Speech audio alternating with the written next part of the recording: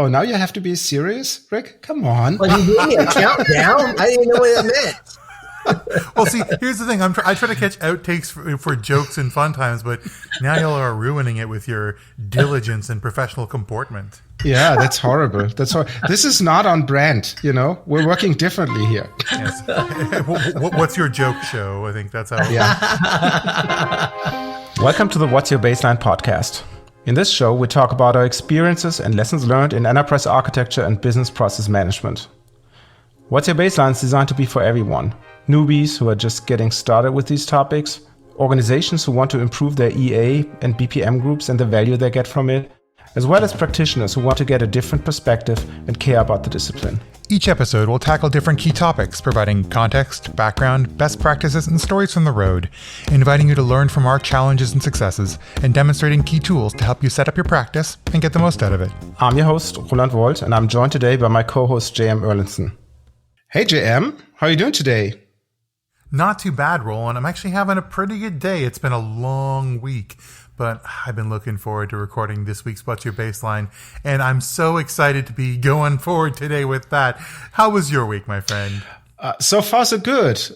Can't complain. We obviously had a nice attempt to record a show yesterday, which will have funny outtakes, and we had to reschedule, so everything will be fine. But hey, JM, I have a question for you. Yes. Did you change the password on your computer lately? Would it be bad if I said no? I'm not your IT manager, so actually I don't care. It's even worse because I don't have a password manager. I just memorize a series of different passwords that are alphanumeric. It's not good, but it is how I deal with security architecture. But I suspect there might be a better way of looking at it. Yeah, it's definitely a step up from the Post-it that you typically had on the underside of your laptop, right? Exactly. But I'm hoping today's guest, our special guest for today, is going to go through all of the different things at a little bit more of a sophisticated level than that, beyond just Post-its. And that's a huge welcome to our wonderful guest, Rick Smith. Hello, Rick. Welcome to the show. Hello, Roland. Hello, JM. Thank you so much for having me here. You're more than welcome. My friend. Before we get started, and by the way, for those of you who haven't noticed, our topic today is security architecture and security in general. Yes. So we're talking about, if you haven't noticed yet, in season 3, a little bit more about technical topics than we did in the previous seasons. But long story short, today we have Rick here, and Rick is a platform architect at ServiceNow, which is obviously exciting. But before we get started, Rick, tell us a little bit about you. Well, I started off in my career in the Air Force, and then I left there and I got a degree in music.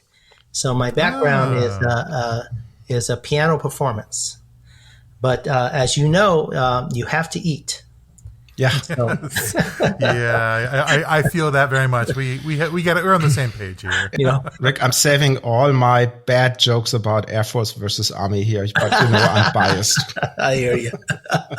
But I did well with music. I had over 100 students. I taught, in the public school, but I really wanted to get into a field that I know was going to excel in the mid-90s with the e-commerce. And I thought to myself, this is the time to get into it now. Although I still play very much, I play in the band and all, but now I have my part of my life is raising 4 beautiful children. My wife is back at work teaching mathematics, and I'm still very deep into the cybersecurity compliance sector today. Which obviously we will expand more in the rest of this show. But Rick, before we go there, tell us a little bit about your bucket list item so that our audience get to know you a little bit better. What are your hobbies? How do you spend your free time? My bucket list is boring. That's the problem. So I still, I do work out in a way that it's going to keep me at least trim. How's that? I always keep my bucket list of trying good foods, but with some type of balance, of not overeating. The other part of the bucket list is to get all the 4 children through college. Yeah. Even though it doesn't sound like a bucket list for an adult, but I'm so close to my family. That's the most important thing is, to get them through their life and get them going in their life. And I heard you need a bucket full of money to bring 4 kids through college. So that is a bucket list for sure. But I think you would be like me and take the bucket full of money you'd have to spend on kids. That's right, and instead that's right. tour your band with instead. I think my last bucket list is to really put some of my compositions finally down, because I purchased a new keyboard. I'm playing in a band, and I'm hoping to start recording again of music I've made for over 20 years. And so Wonderful. Maybe that could be my real bucket list there. Well, and we'll definitely put the link to your band in the show notes if you've got a website you can pitch. Listen, I'm in music as well, and so pitching the brand every time you can is the best way to get the name out there. And of course, on this podcast, we love to feature music, and my good friend and bandmate Jeremy Voltz supplies the incredible original music, which drives the interludes, the open and the close of every show. So we love to support you and your band and get their name out there as well. Our bands are all dads, and that's how. Every one of us have children in school, and we all get together and play. It's so funny. So you have to have loud instruments so that the audience doesn't hear your knees knocking all the time. That's right. I get it.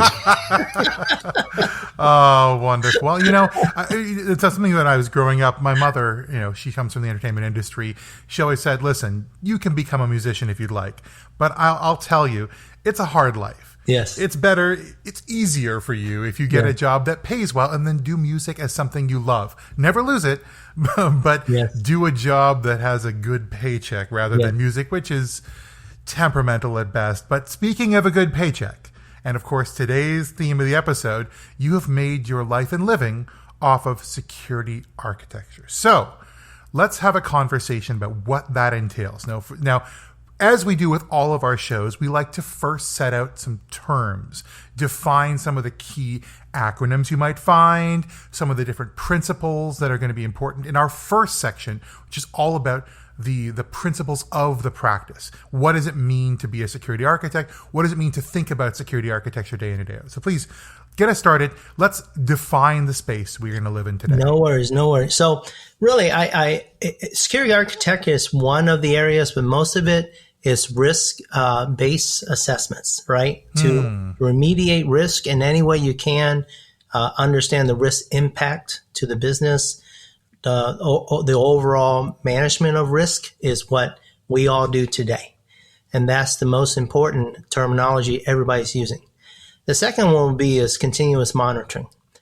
What does that really mean? Do we constantly keep looking at log files that and try and make a decision quickly? Which is not an effective way of doing it, by the way. And it goes from the operator to the tactical managers all the way up to strategic. They have to align of what risk really means. I'll give you, for instance, right? So I worked for Postal, and I was a government employee for them. And what do we do? Our mission is to what? What is it? Deliver mail? Yeah. Exactly. So we would get into a room, and that we would get in large arguments over security. And I would just sit for a minute and go, guys, it's mail. Okay. So please, let's not hurt ourselves over mail. But it is a mission that is very crucial. People's paychecks, people's prescriptions, that have to be delivered. Anything that's vital to a person back in the old days, that when the postal was the main one besides UPS and everything else, the mission is, right? So security is about understanding your mission. Right. Define the mission, then understand what we call the surface threat, right? As to what the threat is. What would be the threat? The number one threat for us is if the planes in the evening don't converge and get all the mail to a central location so it can be processed and sent back out, it stops everything for the next day. So mail processing was the number one for Postal, not cybersecurity. Right. So your security posture serves your mission. Correct. First, you do strategy. understand what the core competency, what your offering is, Right. and then you understand the threats that are associated with your offering. So it's not threats first, then offering second. I get that. That's a good alignment, and I think that's a business strategy alignment we see in a lot of different disciplines. Yes, but it's interesting that security, you have to think of it like that, even though it's a very tangible thing. I mean, everybody takes the template and try to think that this template fits for everybody. It can, but you have to go based on your mission. Because you either can overdo it or you can underdo it, right? You're overcompensating or you're not providing enough compensation in your cybersecurity posture. So maybe just for my own education and clarification. So we're talking here mostly about IT systems, right? So the technology of it. How does your role then relate, for example, to the 3 lines of defense? When you think about a GRC group, a SOX group in an organization, are you involved in that too, or is that typically seen as a separate entity? Think of it as in music terminology, an orchestration, right? An orchestra. So you have a director, and can you imagine all of us looking at the sheet of music, and that director starts that first note, right? After the director starts the first note, everyone has their own playbook they have to play in order to make this piece sound amazing, right? The percussions need to come in when they need to. The flautist and the woodwind section has to balance their sound. The string sections need to understand how the other ones are going. And if you add a concerto, which is a soloist in there, you now have to balance with the soloist, right? So, and of course that soloist comes in for a week or 2 for practicing. So it's a constant balancing act. It is not something that's simple that it could just be done. It is an understanding of everyone's role, from the operator to a tactical management of the dashboard and reporting, all the way up to the leadership strategic level on making hard decisions, whether to pull the plug on a certain IT. And it isn't rolling all IT systems. It's about physical security as well. About bring your brand today with social media. Your branding is another area that you have to protect. And it's so many factors that you have to understand. Today, data is a commodity. It is much more precious than gold. We spend billions of money now to protect data. Privacy Act, GDPR, right? How much do we spend on Fort Knox compared to we spend on data, data protection today? So it is not just IT systems. It is a 360 view of Internet of Things to all the way to your branding, all the way to other aspects of what you consider precious. And that goes back to the mission. Does that make sense? It does. So now talk to me about what we're looking at from a lot of the folks we talk to, which is technologists, people who are working in enterprise architecture and business process. I mean, these security threats, this security posture and approach applied to those sort of lenses generally talks about, we end up talking about cyber practices, right? And cyber practice maturity, because that's how a lot of people interact with their role and how people interact with the company. Talk to me about what does it mean to have effective cyber implementation. So let's now break down this idea of security into something that architects will be familiar with. So let's start off with that. Policies and procedures have to be in place. They aren't there for just paperwork and someone to read it. It actually has to mean something. These actionable policies and SOPs have to have accountability behind them. That's number one, right? The number 2 will always be the resources you have, the type of people, the education they have in the background, and the different way of thinking. With the new millennials and the older people that have come in from the older sector and everything else, they all have a different approach on how to protect their environment or to take the approach on protection. So the resource of information and people coordination and sharing information is very important besides having the policy and procedures. Actually, I have a quick question about millennials. And we think about a lot of, in one of the things I do, this idea of digital natives, people who grew up with technology in the home. When you're looking at their approach and awareness of cybersecurity or security in general, Do you see a schism between people I who do. are in different brackets? And tell me about what digital natives, or at least you see in digital natives, is different about how they approach data privacy. Yeah, and so branding will be the most important thing today.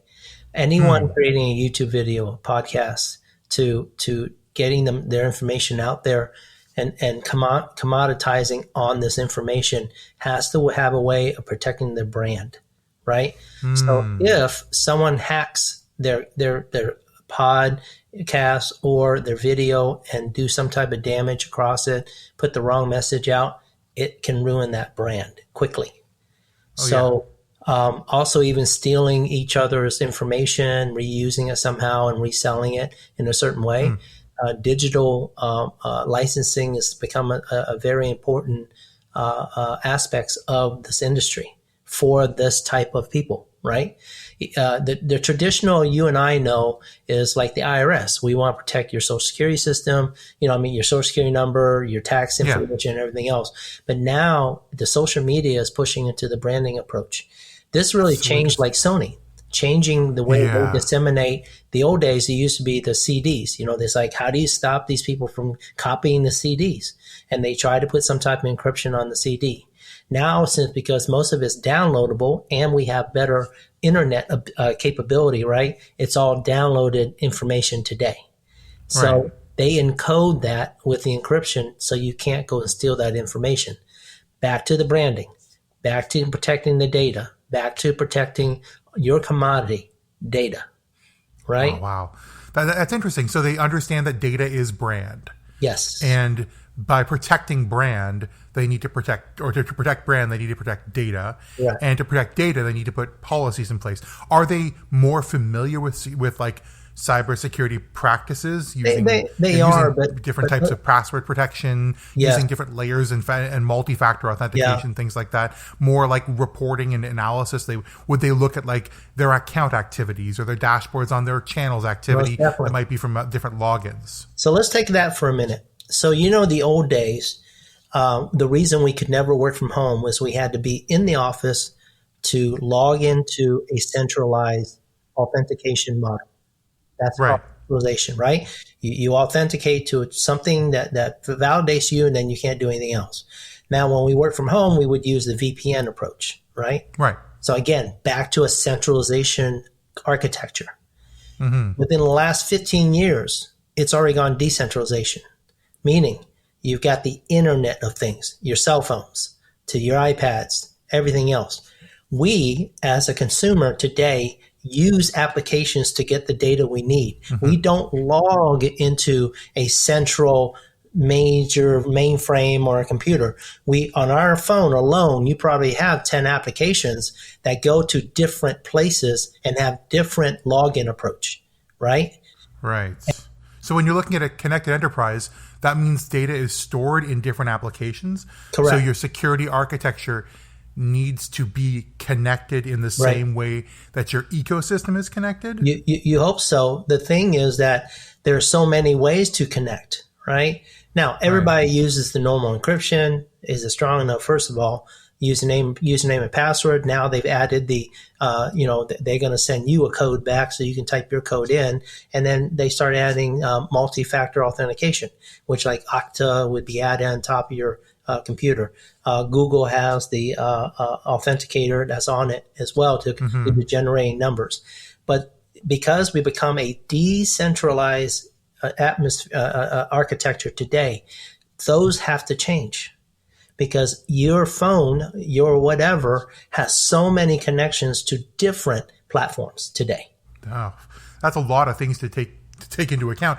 Right. How do you put policies around those that are harmonized? Yeah. Like that work with the different channels that you're accessing, the different types of information you're storing, whether it's PII, whether or not it's client data. How do you build policies for that? And how do you grab log files that make sense? Or are you doing log file mining? Yeah, let's talk about that. So the first policy that everybody's going to use today is multi-factor authentication. So many of the applications that we all hear on the call and our consumers as well is always going to look for some type of multi-factor authentication, not just a username and password. The second thing we need to do is the disclaimers up there that let you say, hey, we're at 256-bit encryption, 128-bit encryption. So you guys are starting to see those words, and it means something to you. In the past, it really doesn't mean anything. But because today you have the banner that when you log into whatever account you do, most of the companies let you know that's what you're logging into and that you're validating you are, right? So making sure your credentials are properly protected is becoming so much more important, and the way you log in as well, right? So because of that decentralization architecture, it has changed the entire way and look of things of the way we do cybersecurity today. So the old books on centralization approach is not as prevalent as the decentralization process today. Right. So if you're recommending to a company to start the conversation around approaching a consolidated security architecture and logging, monitoring, reporting approach, where do you ask them to start? And is it by setting a policy, or are you having to constantly evolve the way in which you approach things because technology is itself evolving? Well, I love your questions, number one, JM. So first of all, remember I said back to in the beginning, we talked about the mission. Yes. What does your business do? That's the first thing we have to ask ourselves. Second is, how do you disseminate information from your business? Is your business the government, where it is a centralization approach, where most of them like to work that way? Or is it a SaaS computer model an application that people use, and you don't have a building? Uber, let's talk Uber right now. What does Uber have of your information today in order for you to use Uber? You tell me. Name, credit card, the history, where you've been. Number one thing, credit card is inside that profile. And where is that credit card really stored? It's on their application, but it's on your phone, because your phone is your vehicle to talk to Uber. Without it, you don't have the map. You don't have, because now people have to know your location. In the past, you didn't want people to know your location. But because you're using Uber, you have to say yes to that location finder on your phone. Yeah, in the past, you also want to see some candy before you hop in a car with a complete stranger, But before, people didn't want to say, I want to turn the location on, right? There was always reasons like, I'm not turning this on. But the application, in order to use it and leverage it, you have to turn your location on. That just exposed you already. Right, and that means that's a whole another layer of, not just PII, but it's like real-time trackable information and historical. Roland implied this as well. Uber knows where you've been and when you were there. Well, they leverage now on your pattern, right? So people who live in the city or close by, they're going to be probably giving them more, some type of advertisement that's going to help them, because they know they're passing by a dry cleaning place. They know they're passing by 2 coffee shops. But talking about that, and I think that's also a generational issue, Yeah. When I talk to my adult kids, they're just looking at me and say, why shouldn't I have that turned on? Why shouldn't I share this? So obviously old guys like us here, we have maybe a different understanding of privacy, but how do you do this and get that awareness, create that awareness for security issues? If people freely give away everything and think 1984 is a super boring book. Well, I go back to what JM's asking, right? He first asked, what are the ways that people think today, like millennials, how do they think about cybersecurity? I think they do think about it, but I think the availability of their applications, the usage, leveraging whatever they need, it's more important today, right? Maybe sometimes I'm not going to say they forget. I'm going to say it's just not as important because they got to get something done, Right. Or do you think it's a matter of paying with data? Obviously you need to get things done, but you don't want to buy an app or you don't want to subscribe to an app. So you pay them in data. You say, I'm going to have a lower security posture with respect to your application in exchange for you giving me the service for free. And I recognize my data is valuable. Correct. And I'd like to pay you with it. Yes. But at the same time, there is an overarching privacy requirement for every company. That's why you get the mail in the mailer saying, we want to make sure you know our privacy information, as well as you get little banners or little messaging. This is our privacy information. We want you to be aware of our policy, right? Because by law, they have to tell you that they have something in place. So, but getting back to what you were saying was, how do you think the younger people think about cybersecurity compared to, the ones that came from the older schools?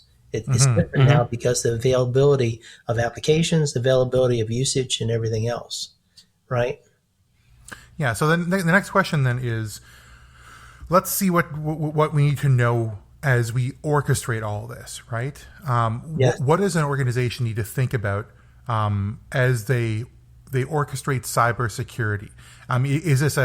Is this an evolving practice, and if so, what has it evolved to in the current complexity of environments? Well, the first thing we always do is we have to measure the least common denominator in our environment. So what is the least person that needs the most least item in the organization, and you have to make sure that's well secured. Right. Then you work to the most privileged as well, right? Because those are the one that has a role. They come in, they can do certain things and everything else. But your least common denominator is always just a regular user on the network that just surfs the internet. Let's call it that. That's the least common person. Once you start adding email, they become now a real user of the network, right? And then once you come in and become a manager, then you have to manage other people's information and disseminate the information as well. So each layer of a role needs a certain level of responsibility and accountability, and we have to incorporate those things into the environment.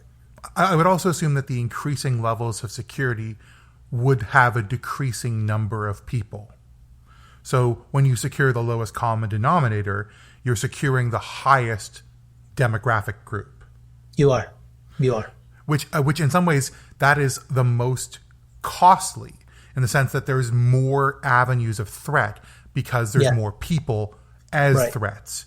And the highest vulnerability, the people who are like the sysadmins, there's only a small number of them. The number of avenues through them as an actor, much lower, because there just simply are fewer of them. So that is correct. How do you orchestrate this? So what information do you gather? How do you manage your resources, and what do you do to instruct? How you're going to do that is set up some type we call a vectoring through your log files, right? Okay. I'll give you a scenario. So you got an administrator going on vacation, right? Okay. And all of a sudden, someone on the floor at 2:00 in the morning sees that administrator trying to log in. Because you work with him or her, they're supposed to be on vacation. Right. There should be no login of this person coming onto this network. Now, they could be working after hours or some emergency situation. So you're going to call that person first. Right. Okay, John, what are you doing? Are you up? Nope, I didn't log in at all. I also would then go look at the physical security to see if he's hit any of the buildings, if he's, badged into anywhere, because he's sitting on an internal IP address, right?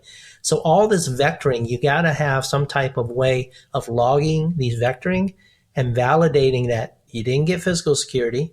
There's no badging in. The only way he got in somehow is through some VPN approach. So you're going to track it all the way from the outside to the VPN, log, all the way to the first IP that they get handed when they got in. But you got to have a way to quickly anomalize and commoditize that information so your analyst isn't doing, 20 minutes of analysis. They only get 5 minutes of triage before they can make a final decision. Because the hard decision would be disable that account. And you probably don't want to do that, right? So that's an example of making sure that your vectoring of all your dashboarding, your reporting, and your alerting is set to where it's actionable. No one's going to sit and stare at 100 log files going down every minute. That's not plausible for any human being. But it is, as long as you make it so that someone can make an actionable item when they see something. So to do this, I can imagine that's quite an effort, right? And yes. I'm pretty sure you have very, very clear SOPs being out there to say, this is what we're going to do? Well, it's just more than SOP. Is that threat factoring you have to come in. You have to come up with your risk factor. You have to come up with your overall, like, what are your threats? Mm-hmm. And then you work through the playbooks to create some type of scenario and logging ability for that, right? So it isn't you just turn on the thing out of the box and hope to God it all works. It's constant fine-tuning. It's putting all the scenarios together and walking it through like you're supposed to, and then educating your analysts so they can see that information. That makes sense. But the other question that comes to mind is, obviously there's a certain degree of maturity that an organization needs to develop. And that is a huge, you're right. So at ServiceNow, someone stood up the security operation, application called SIR. And the first thing I want to know is, what processes are they trying to accomplish? For instance, somebody said to me, well, we're copying and pasting the email we're getting from our managed service into ServiceNow and creating a ticket and a case. The word copying and pasting that information in already worried me, because that showed there's no maturity or very low maturity. Not that they're doing it wrong, right? It's just low maturity. Another company says, nope, we're getting directly from some SIM or some type of event management. It comes straight into us. We have already organized that information. It goes directly and get grouped into this group and this group and this group. But they took time to do that. That's not something simple to do. That's predicting the type of alerts. I really love what we're talking about, though, and I do want to continue it, but with a brief musical break in the interlude. Before that, I want to leave our audience with a brief question to think about over the course of this music. Think about your personal security posture, your approach to security, and how you work in your organization. What things do you do? What level of security do you have and you enjoy? What type of information do you handle? And what people, processes, and technology do you see and interact with that are in place to help address security threats that may come up for you? We'll leave you for a moment and come back with our second section, the how. Lately I've been feeling like I need a change. Take me up into the sky. I swear I can fly. I'll try. Yes, I'll try. I'll try. Welcome back to our second segment of today's show with Rick Smith about security architecture. And we left you a little bit hanging in the first segment with a question around, how do you increase the maturity? And Rick, I know that there is obviously different maturity models around cybersecurity out there. What is your preferred framework? What would you recommend to our audience to have a look at to increase the maturity of their organization? So I want a precursor a little bit before I answer that. So today, I know we do have security architecture discussion. We're moving into what we call security compliance right now. So that's where we are today. So let's talk about the model. Our federal government has these wonderful organization called NIST that creates these documents. I remember that painfully. Yes. Yes. And you have to have a good cup of coffee, very, very strong, to even think you're going to read it. Okay. And anybody out there understands exactly what I'm talking about. So there's a cybersecurity framework, which they try to make. There are 5 major areas of those there, and that kind of encompass across multiple business units, whether it be federal or commercial. But what I really have enjoyed is when I was at Postal, one of the things we did do was we thought to ourselves, okay, I had the HR portfolio and the finance portfolio. And what happened if we could go out and the ones that are going after the RFP, we go and assess them to even think they have the right posture to even apply for the RFP. Because we've had too many protests in the years of wasting time, going through all the cycle, and they protest, and we realized that they weren't really made for doing this type of work. And so we started something that we had a 300 questionnaire. We sent out to the people that want to apply for the RFPs and said, we're going to come and assess this. We're coming for you for 5 days. Please have this information ready. Send us your policies ahead of time. I will review, we will review them, provide you some notes back to see if you even meet it. And then we're going to do your assessment in 5 days and tell you whether you can even apply for the RFP. The Privacy Office and the CISO office did this together as in conjunction. Now, 10 years later, right, you come up with CMMC. CMMC. Department of Defense created this cyber maturity model certification where they want, in order for you to apply for a DoD RFP, and if they think you're going to be exchanging CUI type of data, you have to do a self-assessment. And it's a moderate level for a FSMA package. So now the companies are doing exactly what I was trying to do back in postal time, to sending those requirements out and do a self-assessments and make sure they get assessed. And they're doing the exact same thing now. So the due diligence of the CMMC is the new framework that I would recommend for any company that wants to ensure that they've met many of the requirements for cybersecurity and utilize that as your baseline today. Right. You mentioned a type of data. I'd love it if you were to sort of go through the types of data and the types of protection requirements that exist in the CMMC for that data. So you have sensitive but unclassified, and you've got classified data, and now you have CUI data, right? And the CUI has been defined by the Department of Defense at a certain level of information that has some type of financial harm or privacy information of that particular contract that can't be taken out, to whatever the mission is. So they know they're exchanging people information back and forth for the contract and all. That company now has to make sure that they can store that information, transfer that information, and communicate it properly in a secure manner. Is it a pass-fail, or is it like a score that you get? It's a score, and it is a pass-fail too. So it's about 114 items to do, to do it. So the normal FSMA package has what we call 18 families to take care of. Today, the CMMC only requires 14 of those families. So it's a little less. We call it a moderate level certification, but it is something that the commercial sector can come in and utilize as a good baseline framework. And I think that makes complete sense. Also, obviously, having regular checkpoints to see how you progress on that journey. And yes, little hint, we spoke about BPM and EA governance in a previous episode. So it's the same idea, who do I want to be when I grow up? Having said that, Rick, when I think about frameworks, how to implement that is a complete different story, isn't it? That is. Totally different. So when I do the assessment, I have the policies written already for all 14 families. Because I can hand a policy to any organization doesn't mean they know what to do with it.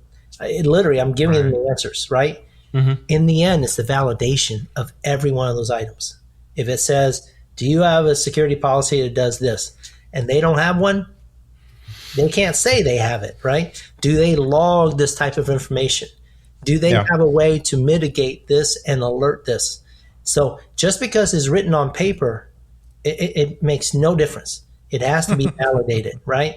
So one of the hardest things we do is we have to educate the people when we go and do the assessment of what it really means when you say you do this, and where we help validate the information. The question now is, do they have the resources to maintain that posture, to maintain those type of validations ongoing for continued monitoring? And it's the usual thing, the usual pattern that I see in other areas as well. It's not the technology, it's the people that are the hardest things to change. Always. Yes. And that lines with what you just said, Roland, on managed services. There are wonderful managed services out there, but the organization thinks they can just throw the risk to the managed service. When you work with a managed service, you have to be just as proactive. Because think about this. Oh, sure. Yeah, it's your organization. You're responsible. Yeah, exactly, You might hire somebody doing it for you, but that doesn't mean you're released from the responsibility. That is correct. And the thing is, they may have 20 customers, right? And they're trying to commoditize on managing your information, but can they answer a quick question like it's something just for your organization, you know? Mm-hmm. So you have to have your own due diligence just because you think you're using a managed services to do this for you. Right. So then tell me, how do you do that due diligence? How do you prepare for risk? Yes. What do you build?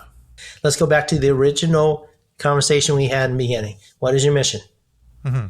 What are you protecting? Right. And do you have the proper mitigation approach for your mission that you're trying to protect? Whether it be branding, data that you have is sensitive that you're doing, because companies that manage payment credit card events, has a totally different approach to someone that's just doing YouTube videos, right? So what is your mission? What is your data? What's your branding? What are you trying to protect? You must state those and then define the threat vectoring or threat risk that may be coming so you can go ahead and predict the things that may happen. But that could be a gazillion different things. Yes, it could. In all practicality, is there like I wouldn't say best practice. That's the wrong word in this term. Is there a certain set of things that you think people must have in place? Yes. So authentication is always one. Mm-hmm. We can use that as a blanket thing, right? Two-factor authentication is a lot stronger than just username and password, right? Policies on changing your password. The first question you asked when we all were kidding in the first part of this thing: how often are we changing these passwords? So it's up to us to maintain some type of due diligence at all times in order to do this, right? So authentication would be one. The other one would be just making sure the awareness and training inside your company that's taken serious. It's not, I'll just listen to that video and let it play and let me go hit the restroom or go get a video. Go get a cup of coffee and I'll come back and the video is done and I get my certificate. I'm done. Are we going to take security serious or not? Yeah. Right? Yeah. So that is, I agree, right? That's obviously the people side of things and the attitude towards it, right? Having the awareness being raised and all these things. But I'm pretty sure there are also some things that you can put in as preventative measures, Single sign-on would be one, which back to authentication, right? Making sure your data is encrypted properly, making sure that, information that's not supposed to be disseminated is internal, stays internal. All those due diligence items that you need to do. And emails are always going to be the most scary. Do you think? I can't stop you from sending a sensitive data out. Right. In a way you can, because they do have things that can filter out. If there are certain things that in that email, they'll stop that email going out. And emails coming in, right? Phishing. But that's an education thing. Don't click on things you don't know, right? That's a really big part of it. I've heard that social hacking is one of the most effective ways it's fun. of hacking an organization.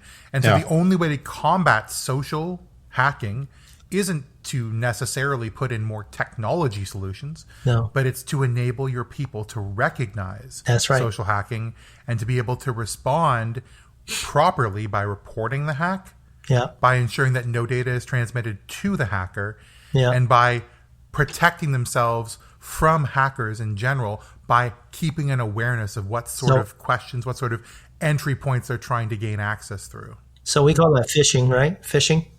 Yeah. Yep. But there's obviously other things as well. I'm thinking now super old school, I'm raising my phone in front of the camera, making sure that you don't lose your device or that the laptop or the building is secure, these type of things that you have to do as well, I think. That's right. That's right. So getting back to what we were saying is you use the checklist of the CMMC as an example to go through the entire item and to make that as your, mission to ensure that you're validating what you're doing. That is the baseline, by the way. That's not even getting to maturity 2 and 3, right? That's maturity 1. Yeah, but I'm thinking now in business terms, right? those frameworks, all the stuff that you just mentioned, propose that you do something. That's correct. Right.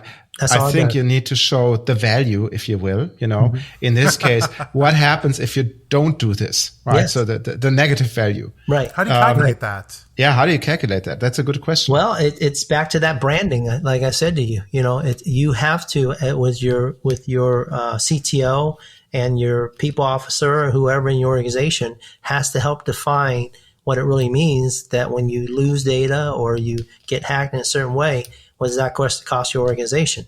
The privacy information does have some type of calculator it does for privacy.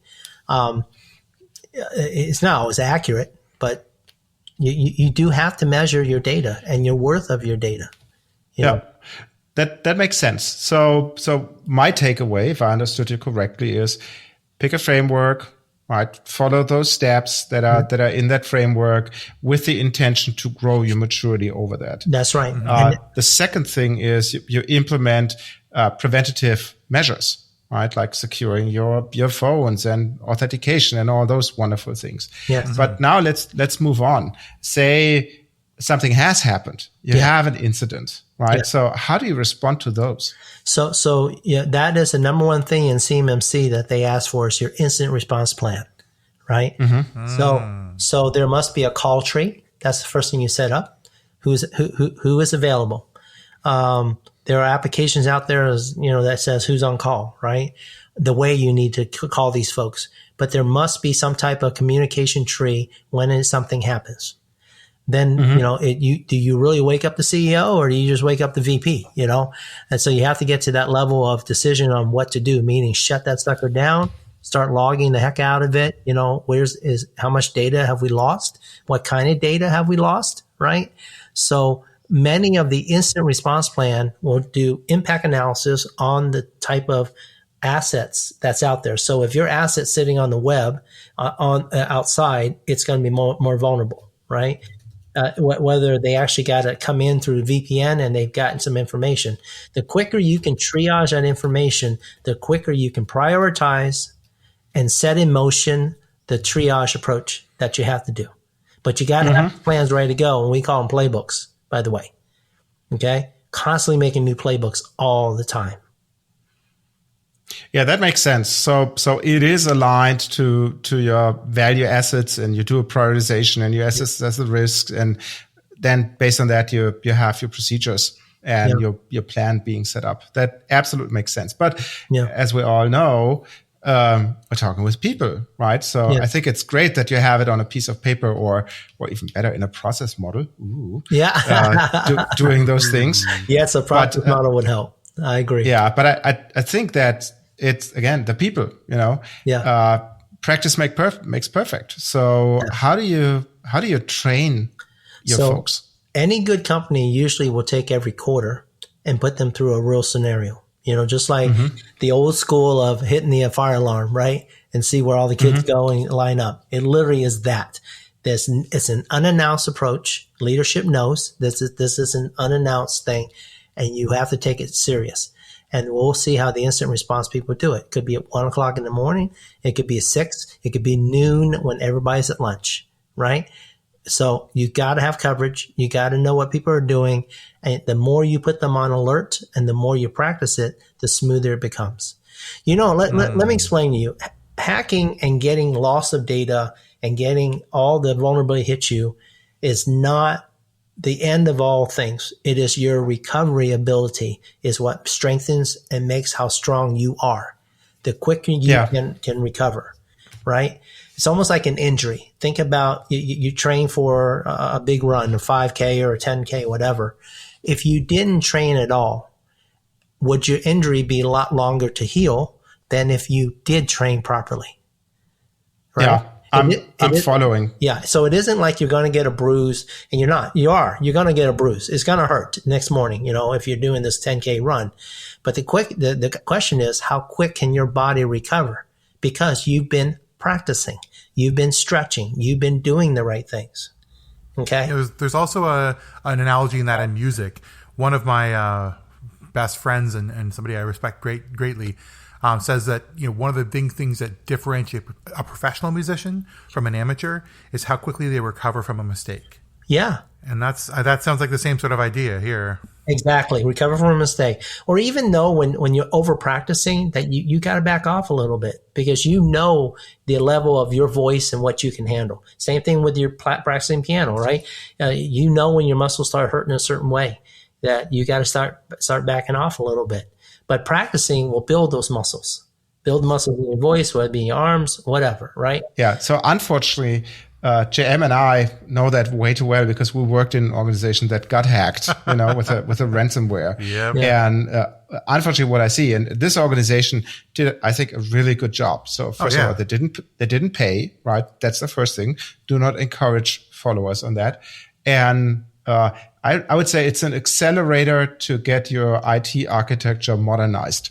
Yes. Yes. To build up everything. So for all those IT architects and enterprise architects, listen to your security guys, and have a backup plan to say, oh, do we really want to host our own email server, or do we want to throw all of our money to whatever the likes of Microsoft or Google or whoever provides this and make it their problem without losing the responsibility for it? Yeah. Or do we build it up ourselves? So I think the practice part is really, really important because you could see in that example, we lost business because people couldn't reach us, right? We had to review all of our products to see if there was malicious code in them. That was an effort that's there. And all those things that come that you typically don't think about if somebody just clicks on a link in an email. Let's call it pay it now or pay it later. Yeah. Fair. Right. And it's way cheaper now, right? That's the idea. We had a QA friend on Wings Liang, and her idea was all about moving left, put more of the work earlier. Yeah, shift left. And shift left. Yeah, you've got a way better way of controlling cost because it's way cheaper left of the problem coming up. Well, I mean, we've been saying that for years. The shift left is just another terminology. The other thing was Oracle came out something, and I love one of the CISOs said, "Hey, we just got to make better code." I'm sorry, it's our responsibility. It isn't responsibility of a person using it. It's our responsibility. Microsoft's the same way.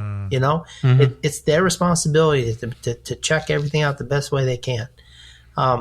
But in the end, the practice makes perfect, and then the lessons learned database, right? Of managing those information, reusing it, and what's working and what's not, because you got to redo your policy, redo your SOPs if you have to. And by practicing, it will strengthen the areas that you keep seeing that could be weak in your overall your procedures, And so it is a good way to practice your procedures. It's like the old saying, it costs you 10 cents to edit to the design. It costs you an additional $1 to implement it, but it costs you $10 to fix it when it's broken, right? I totally agree. I totally agree. And so as much as people don't like auditors and assessors, there's a good reason for them to come in. But I wish the auditors out there don't come in with a badge thinking they're God. They're not. We have to always come in and say, we're here to help you improve. That's all we're here for. We're not here to try to ding you, even though that's what some of the things do, is, because they see so many organizations, right? They're going to know the mistakes. They're going to share their experience with the organization, and they need to treat people that way. You don't know everything sitting in your organization. The auditors have so much experience; they should share that experience, right? And provide a feedback to where is very value add, but not threatening in any way. Right. So it sounds like what you're asking is both the end audited and the auditors to take a more collaborative posture themselves. Have to be. Listen, we are not excited to be audited, but this is an opportunity to learn. And I'm not excited to have to go and call you on your mistakes, but this is an opportunity to teach. I mean, nobody wants an enema. Let's just call it the way it is, right? So, but the thing is, the beauty is you're going to reveal the information I really do need to help you, right? If I don't see the thing and it's wrong, you're not going to tell me, because you're just going to go, I got through that. That's not what we want. We need you to be honest so we can help you. And we're not here to try to do the violation approach. And then if they didn't listen, then you come back and say, look, we had a discussion on this. I'm going to have to write you up for this, but I gave you a chance to fix it, and we worked it together. And that's a collegial approach that we need to take. Yeah. It's the same thing that Wink said in the previous episode, where she said, look, finding a bug or defect in QA, it's not to count you out. No. It's see it as an opportunity to get better. That's right. And Always. I think it's the very same thing that you described, Rick. Always. So I'd love to hear this. And we have to stop that mentality of where are the police coming in? That's a bunch of not good stuff, right? The thing is, I've worked for 2 IGs, in the organizations, and just because I have that little silver badge and walk in doesn't mean anything. It just means I have the authority to have a discussion, and then I can do it. But I'm here to help, and that's the way people need to understand that.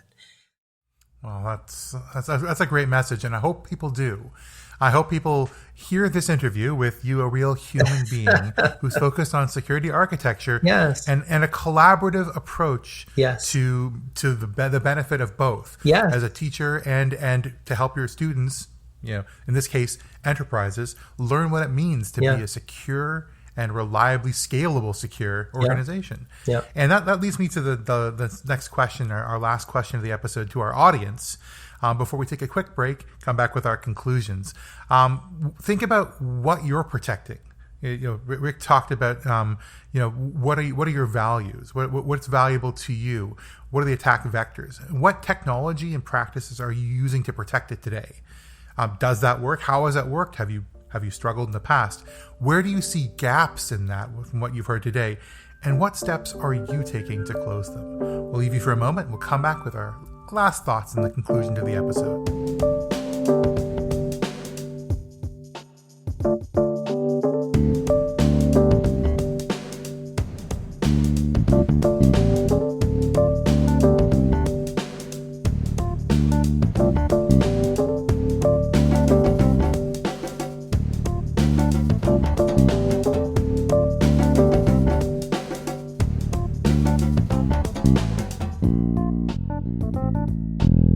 Welcome back to the last segment of the show, and I hope you enjoyed it so far. So we were talking about, just as a little summary, we were talking about the why of security architecture. Why do we need it? How do you do this? Is it just policies, or is it actually some actions, which we all know that it is, right? And then we were talking about how do you improve your maturity in this. And I really appreciate, Rick, that you mentioned the cyber maturity model as the example. And we're going to put some links in the show notes to this.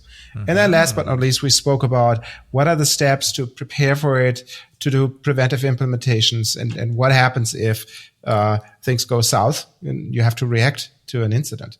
But before we let you go, Rick, I do have a couple of questions, obviously. The first thing, very practical. Where can people reach you if they think, oh, it's that very interesting gentleman who spoke about security architecture? Well, you can reach me on LinkedIn. That's number one. Mm-hmm. Just link in with me. I don't have a professional version where restricts you. The other one is we can give you emails from the podcast and give you that information. Perfect. And of course, we're going to give some nice links to our people who are listening of things good links to the CMMC and information that will help them as well. Yeah. So next question is, obviously now we spoke an hour, give or take, about those topics. What would you recommend for people to dig deeper into these topics? Yeah. So the number one thing is never be complacent just because you set it up. Whatever you do today will change in a week from now. So you cannot sit still. You have to stay diligent, and you have to keep learning. That's just part of the game. And that's why the security engineers out there are working so hard. The SOC people, the compliance people, they have to stay on top of things, of new technology that's coming out every day. So you got to stay knowledgeable. Makes sense. And if somebody is looking for more information, what would be resources that you would point? Yeah, so I'll put about probably my 5 best ones I look every morning, out there, like SANS, the MITRE, some other areas. I'll go ahead and provide those links. And they're just my morning reads, just trying to see what's out there. But education. And of course, the last question I'd ask from you is, what sort of posture would you like from everyone coming to? We have business professionals, we have architecture professionals. What's the relationship you'd like to establish with them, and what would you like them to hear from you? The most important thing I'm starting to see today, after 18 years of doing this, is don't be afraid to share. Sharing your vulnerability, with trusted people. Make sure it's trusted people. It's not a weakness of your capability. It is your ability to learn, your ability to improve. And I think every one of us here know what that means.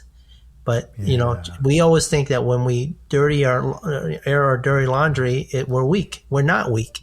Because if someone doesn't know about your information, about your issues, they're not going to improve themselves either. And you got to collaborate. But like I said back on the auditing, I wish most auditors will change their approach on coming in to help their clients and not come in where they're just going to look for mistakes. It's a collaborative effort by both sides. Wow. Well, speaking about collaboration, this has been a wonderful collaboration between the three of us. And speaking about sharing, we're so happy to have our wonderful audience. Thank you so much to all of you for listening into this episode. It's been a great discussion with Rick, and Roland and I are really happy to see lots of folks flocking to the whatsyourbaseline.com website, or specifically for this episode, you can find all the show notes and links at whatsyourbaseline.com/episode 31. But until next time, friends, I've been J.M. Erlinson. I'm Rick Smith. I'm Roland Volt. And we'll see you in the next one.